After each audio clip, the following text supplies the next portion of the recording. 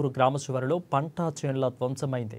అయితే 6 ఎకరాల మొక్కజొన్న ఫామాయిల్లో చేనును కొంతమంది వ్యక్తులు ధ్వంసం చేసినట్లుగా తెలుస్తోంది. మచ్చపూరు గ్రామానికి చెందిన జంపాల ప్రభాకర్, జంపాల శ్యామ్, సీతారాం నాయక్, రాజేశ్వరరావు రాత్రి చేనులను ధ్వంసం చేశారు. అయితే తైలం గౌతమి సాగర్కి జంపాల ప్రభాకర్, జంపాల శ్యామ్ సుందర్ మధ్య భూతకాతాలు ఉన్నాయని తెలిపారు.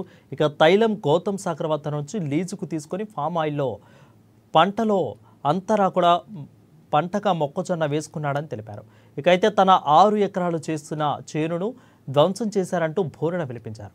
నష్టం చేసిన వారిపై కఠిన చర్యలు తీసుకుని న్యాయం చేయాలని పోలీసులను వేడుకున్నారు. రంగంలోకి దిగిన వెంకటాపురం పోలీసులు పంట చేనును పరిశీలించి కేసు నమోదు చేసి దర్యాప్తు చేస్తున్నారు.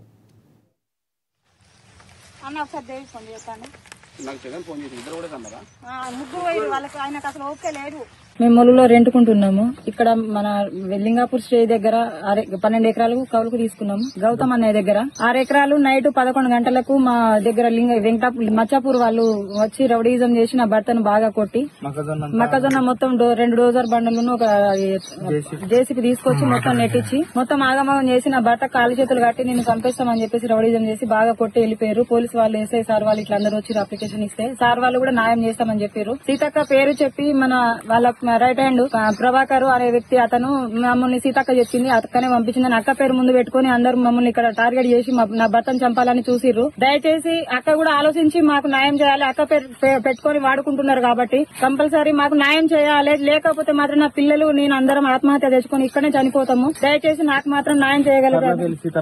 సీతారాం నాయక్ ఇట్లా అందరూ వచ్చి నా భర్తను బాగా కొట్టిర్రు. కంపల్సరీగా నాకు న్యాయం చేయాలని చెప్పి.